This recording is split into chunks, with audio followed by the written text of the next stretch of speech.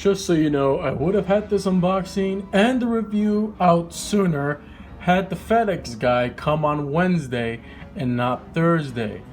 But unfortunately, instead of coming Wednesday, he decided to come on Thursday. So my reaction when I saw him was basically, "So you double-crossed me, mister?" Here is the box from Hobby Link Japan. It didn't take as long as Kaiju A and Kaiju B, but here we have it, everyone. The Kou Kyou Kyoku, whatever the heck you call it. The S.H.MonsterArts Godzilla 1989.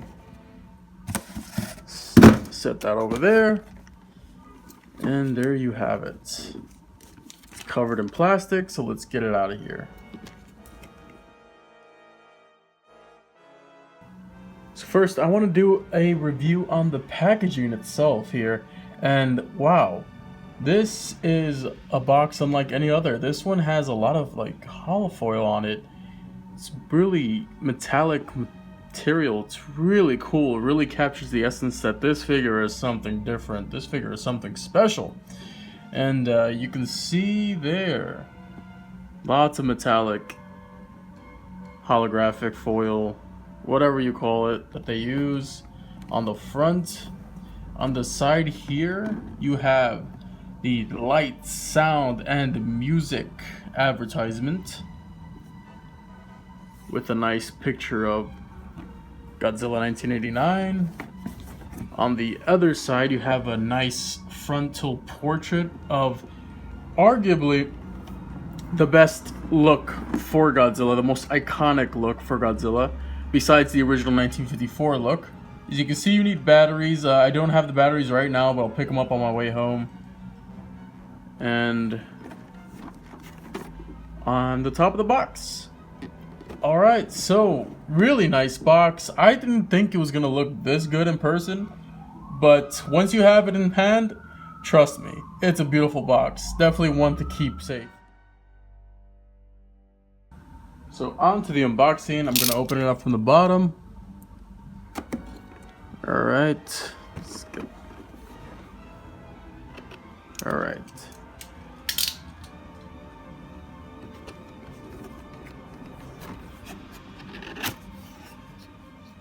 And I was really excited when they announced this. And when I saw it at Comic-Con in person, I was just like, wow, this is going to be amazing. I cannot wait to get my hands on this guy. It is probably my favorite look for Godzilla from the 90s. I know it says 89 on it. Well, from the Heisei era. Definitely my favorite look for Godzilla. It's tied with the suit from Godzilla vs. King Ghidorah, which was basically around the same suit, just modified a bit. He had a pointier head, I believe, in King Ghidorah. But overall, I would say my favorite, definitely so far, from the Heisei era. Here we have an instruction manual. Really cool. Gives you instructions on how to remove the top piece to access the battery compartment and what you can do with him. Alright, so pretty self-explanatory there. A nice instruction manual that they included though. That's really cool that they threw that in there. Put that aside. Here we have just legal stuff. Put that over there. Alright, so let's get this bad boy out of its packaging.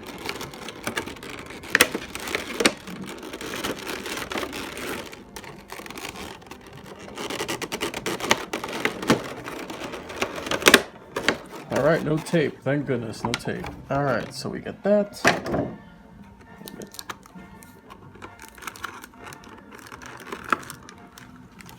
Wow. Nothing's falling apart. Amen.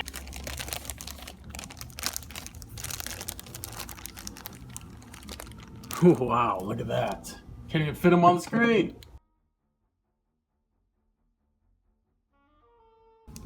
Alright, put the plastic aside. Whoa, and look at the detail. Looks like he just came out of Mount Mahara, if you know what I mean. Finally, he's free. He's finally mine. Oh, goodness gracious me. Look at that. This is a sick ass figure. Like, seeing him behind glass was one thing. Actually getting him in hand is something else. This thing is beautiful. Beautiful. Absolutely beautiful. The detail and everything is gorgeous. Now, you already saw the unboxing, you already saw the packaging review. Let's get on to the actual figure itself. So, the amount of detail here is... it's crazy. It's crazy. I didn't think it was going to have this much detail. But the amazing Yuji Sakai once again proves me wrong. Let's take a look at the face. And you can see the eyes. He's got the very dark eyes, which I felt were a lot more animalistic. Definitely more menacing than the later Heisei designs. Definitely one of my preferred looks. And I love his upright pose that he carries, as opposed to the later Heisei designs where he was more kind of hunched over at an angle. You know, we'll show size comparisons afterwards, but let's just get into it with this guy. This guy is freaking beautiful.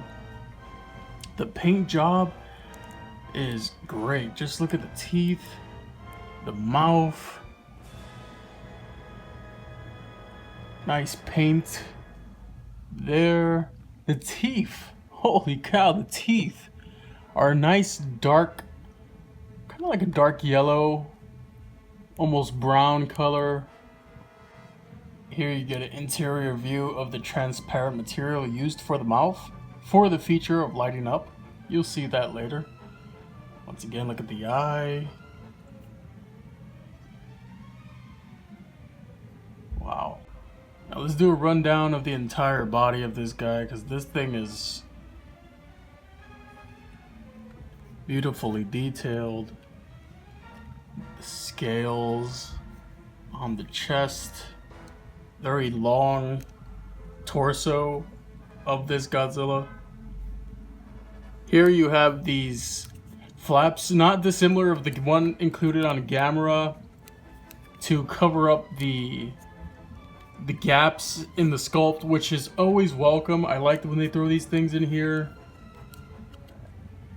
Not only do they add to the sculpt, but they also cover up a lot of the ugly gaps that have come to plague some of the Godzilla figures in the line. Here we have a look at the feet. Mine does seem to have some quality control issues here down on underneath the feet. Looks like the paint's kind of chipped off a bit on the bottom.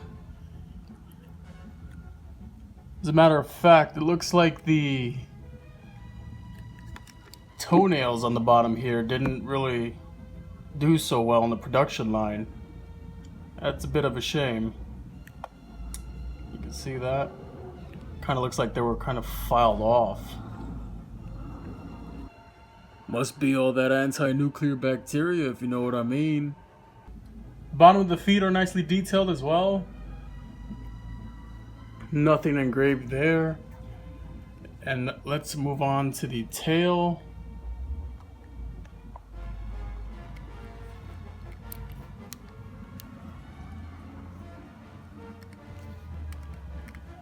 The smooth underside of the tail.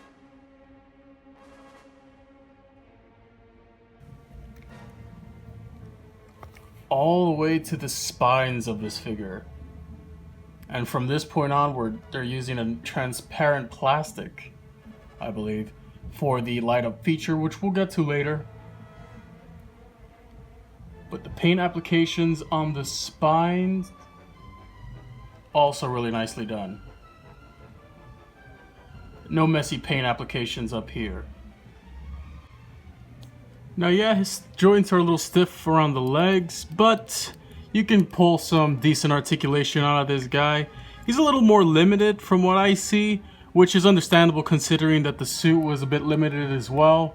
Here so you can move the foot, you can move it around the calf area, the knee, double joints, and the thigh. What I like about the tail is that each segment seems to be on a ball joint. So it doesn't just cut off around the end here. Every segment here is posable, which is really nice. And this is a big tail. Like, look at this guy. Jesus. Real nice. Alright, so let's look at the arms, what you can do with the arms. Oh, I just love the detail on the claws. Paint on the claws looks great. You got a nice olive color gradient into the gray, into the yellow. You get a lot of nice movement out of the arms here.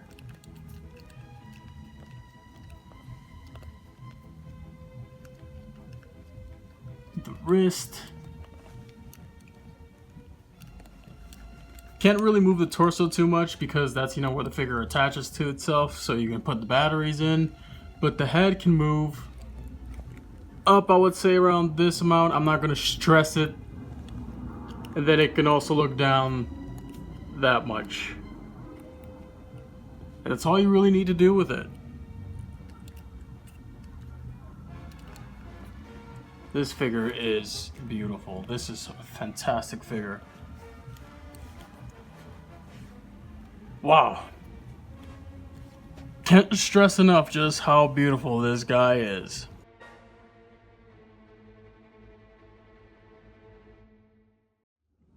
Now, in terms of accessories, well, he doesn't come with any accessories, no surprise there. However, if you want to, you can use the beam effect included in the first release of the 1994 Godzilla and try to fit this in his mouth. Let's see how that works out. I mean, his mouth is pretty darn big for the beam effect, but if you're, you know, be careful with the teeth, you can kind of get it in there.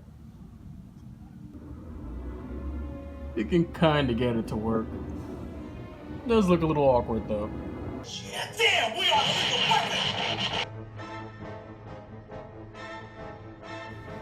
So, it's that time for the size comparisons. Let's see him next to his Heisei co-stars, not including Biollante because I don't have Biollante yet. I'm sorry.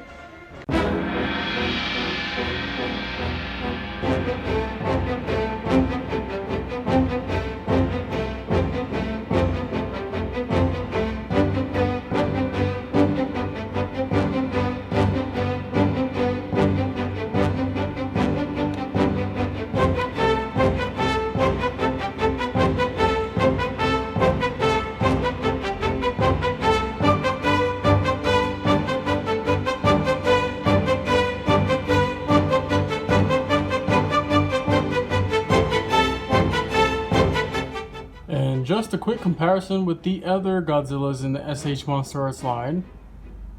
Over here we have the 1994 first release, the birth version of 1995, Godzilla 2000, Godzilla 2014 Spitfire edition, and the Burning Godzilla in the background.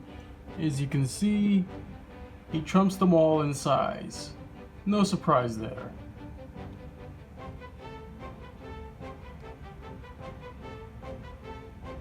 Let's take a look at the features that it includes once you insert the batteries. To put the batteries in, you just gotta quickly detach him, and you'll see there's a switch underneath. For the battery compartment, you unscrew that, insert the batteries, flick that on. Make sure that this piece right here is facing straight down. And insert, oh, there you see the LEDs right there. And then he clicks right back into place. No problem there. And then you press the button on the back of his head. This spine in particular is the one that makes the music and the sounds. Alright, so he plays 2 songs. This is Godzilla vs. the Army from Austinado.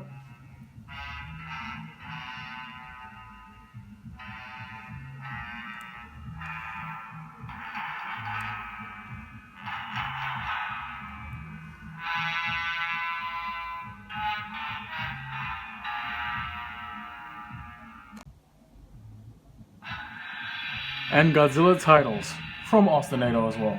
Both from the Godzilla vs. Biollante soundtrack.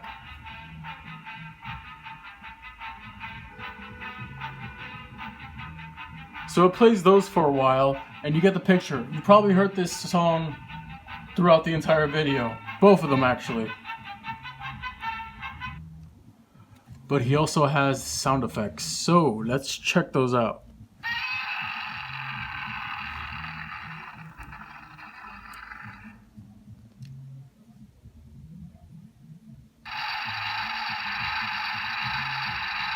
Now you can see his spine's lighted up, and so did his mouth for the atomic breath.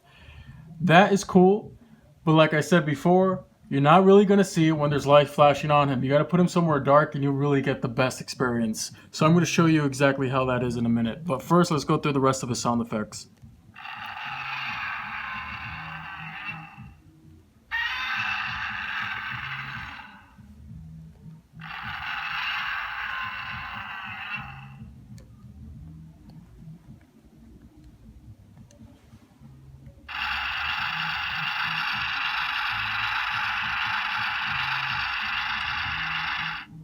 Now that was a long version of the breath effect.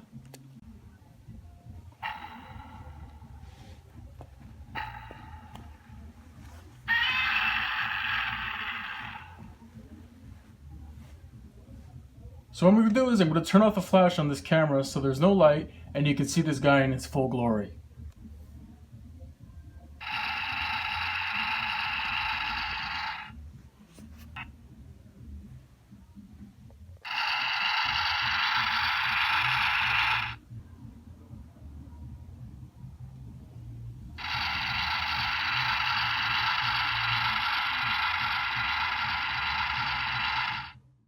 I cannot stress it enough, but of course you're gonna get people complaining like these guys. His lights and sound is too low and not bright enough.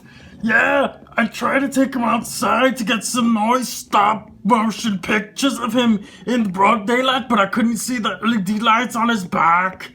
Well, maybe because the sun is out, you dipshit. Oh, well, he's $180, so he shouldn't be that expensive anyways. He's definitely not worth the money. I'll have to concur with you on that one. This one's way too expensive, and his generic features, it doesn't include any accessories at all. And his articulation is very limited, considering that it's suit accurate to the movie. Would you two shut the hell up? God, I don't think it could get any worse than this. Well, now you miserable little people of Tokyo, you've done well to tune in, for this is a show that's got everything. You'll see, news item coming in. Just don't go away.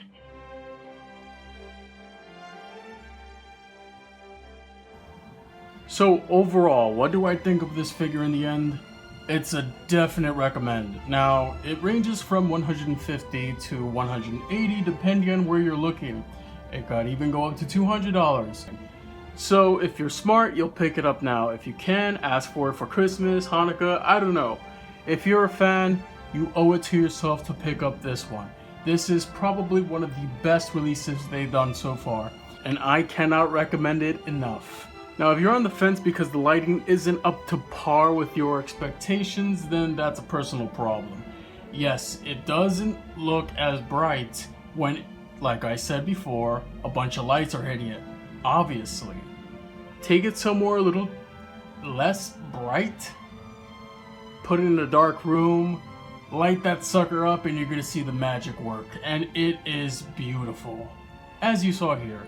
So, once again everybody, thanks for watching the video. Hope you enjoyed this review for the Godzilla 1989 S.H.MonsterArts Kou Kyou Kyoku. And I hope you enjoyed the video. So, definitely hit that like, maybe share the video, and hey, subscribe if you're interested in more of these reviews. Thanks for watching everybody. If you haven't already, check out my review for the Toho and Godzilla Ultimate Weapon Set 1, and also my recent update video that I just put up for my S.H.MonsterArts collection / S.H.MonsterArts news. So if you haven't checked out those videos yet, definitely do that when you get the chance, and I'd appreciate it. Follow me on Instagram as well, at SolidAsGodzilla. Thanks for watching everybody. Peace. Like, share, subscribe, Follow me on Instagram. I can't take it anymore. It feels like I'm begging everyone to do it. Oh god, I can't take it anymore. I'm jumping out the window. God damn it.